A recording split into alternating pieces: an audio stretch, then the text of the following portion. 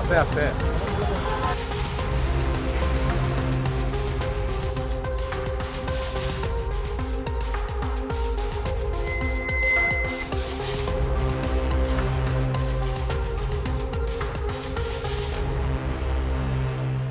আমি গাড়ীখন মানে গণতান্ত্ৰিক দিৱসৰ কাৰণে মানে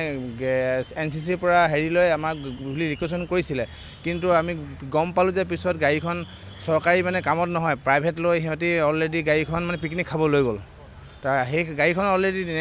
সিহঁতৰ নিজৰ পিকনিক ভাড়াও আছিলে সিহঁতৰ কেঞ্চেল কৰি চৰকাৰী কামত দিয়া হ'ল হোৱা যদিও গাড়ীখন আমি পিছত গম পালোঁ যে গাড়ীখন হেৰি হ'ল চৰকাৰে মানে এনেকুৱাখিনি আমাক প্ৰায় কৰেই আৰু চৰকাৰে কোনো এটা আমাৰ ৰিকুৱেশ্যন কৰে বিলৰতো কোনো হেৰি নাই আমি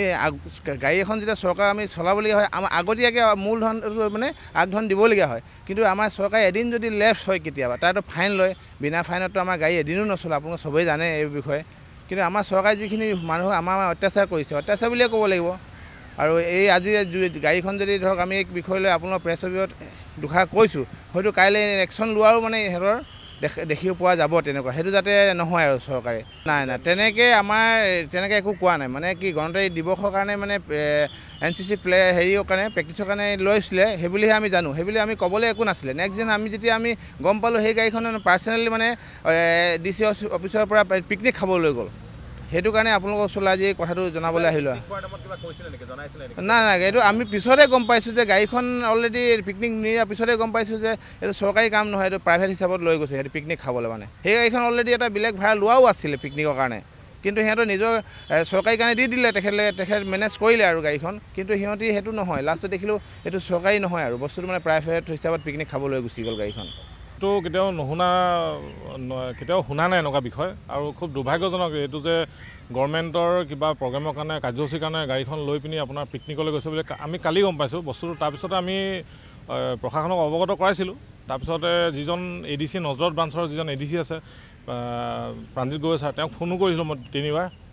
তেওঁ ফোনটো নুঠালে ৰিচিভ নকৰিলে কিবা কামত হয়তো বিজি থাকিব পাৰে তাৰপিছতে মানে আমাৰ গোটেই মানে যিমান মালিকসকল আছে চবেই মানে অলপমান দুখ পাইছে আৰু গভৰ্ণমেণ্ট মানে চৰকাৰী কাৰ্যসূচীভাৱে আমি সদায় দিওঁ আমি কেতিয়াও মানে কোঅপাৰেট নকৰোঁ বুলি কেতিয়াও নকৰোঁ সদায় কৰোঁৱে আমি কিন্তু এটা বস্তু এইটো শুনি খুব দুখ পাইছোঁ আৰু যে আমাৰ গাড়ীখন কোনোবাই পাৰ্চনেল ইউজত মানে হেৰি কৰিছে পিকনিক খাবলৈ লৈ গৈছে এইটো অতি দুৰ্ভাগ্যজনক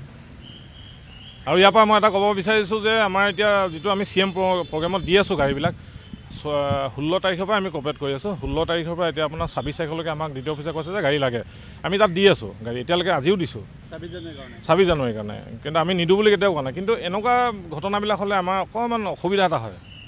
পিকনিক মানে কথাটো এনেকুৱা হ'ল গাড়ীখন ধৰিলে শনিবাৰে ধৰক আপোনাৰ এটা গাড়ীখন ধৰিলে CM প্ৰগ্ৰামৰ কাৰণে বুলি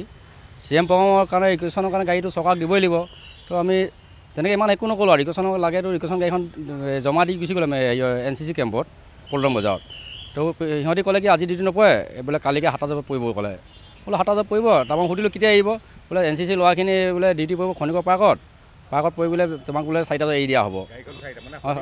মানে দেওবাৰে 4টা বজাত মানে শনিবাৰে ধৰিলে 1টা বজাত গাড়ীখন তো সেইদিনাখন দিনটো লছ কৰিলেই তো মই ভাবিলোঁ চৰকাৰৰ কামত ধৰিছে চাগে এদিনৰ আগতে সিহঁতৰ দেওবাৰ দিন কেতিয়াবা গাড়ী নাপাব পাৰেতো কালি মানে দেওবাৰ দিনত গাড়ীটো নাথাকে ন চবটো পিকনিক ভাড়া যায় তো মই অকল এখন বাছে থৈছিলোঁ মানে মোৰো ভাড়া আছিলে এনেকুৱা 25,000 26,000 মান দূৰৰো ভাড়া আছিলে আৰু ধৰক এতিয়া যদি মই নগাঁও তেজপুৰ যাওঁতে 28,000 ভাড়া ন তো তেনেকুৱা ভাড়া মই মিছ কৰি কেনে গাড়ীখন মই থৈছিলোঁ তো সিহঁতৰ প্ৰগ্ৰামত ধৰাৰ কাৰণেতো চৰকাৰৰ বিচাৰিলেতো গাড়ী আমি দিবই লাগিব অকল মই বুলি নহয় গাড়ী যোন মালিকখনে দিব লাগিব চৰকাৰৰ নিজৰ কামত তাৰপিছত গাড়ীখন দিয়াৰ পিছত ৰাতিপুৱা খবৰ পাইছোঁ মানে 10টা বজাত বোলে পিকনিক খাব গৈছে গাড়ীখন আৰু বাছখন ৰিকুৱেশ্যন বাছখন পিকনিক খাব কেনে লৈ গ'ল মই ভাবিলোঁ কি মানে আমাৰ ষ্টাফে মানে লৈ গৈছে নি মনে মইতো সিহঁত ৰিকুৱেশ্যন গাড়ীখন পিকনিক কেনে ওলাব মই ভাবিলোঁ আমাৰ ষ্টাফে চাগে বেলেগ ভাড়া পাই মনে গাড়ীখন চাগে ৰাতিপুৱা এৰি দিলে লৈ গ'ল নেকি তাৰপিছত চাইছোঁ নহয় বোলে সিহঁতৰ পাৰ্টি আনিছিলে যোনে ধৰিছিলে ৰিকুৱেশ্যনৰ ফাইৰ চচমেনে ধৰিছিলেতো ধৰাৰ পিছত SG অফিচৰ পৰা মানুহ মানে গৈছে সিহঁতৰ ফেমিলি DC অফিচৰ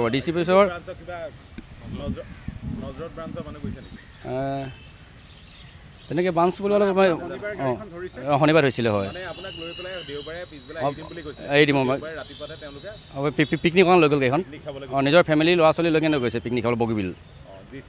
DC অফিচৰ হয় আৰু এখন মানে গাড়ীখন এতিয়া ধৰিছে ধৰা গাড়ীখনতো আমি ৰিকুৱেশ্যনৰ চৰকাৰত দিছোঁ চৰকাৰ বিচাৰিলে এসপ্তাহ 10 দিন দিম কিন্তু এইটো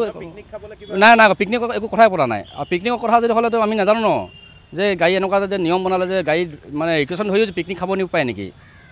তো ইয়াৰ বিষয়ে আমি ইমান নাজানো মানে এবাৰ প্ৰথম শুনিছোঁ যে গাড়ী ৰিকুৱেশ্যন ধৰিও যে সিহঁতৰ নিজৰ পাৰ্চনেল ফেমিলি পিকনিক নিব পাৰে বুলি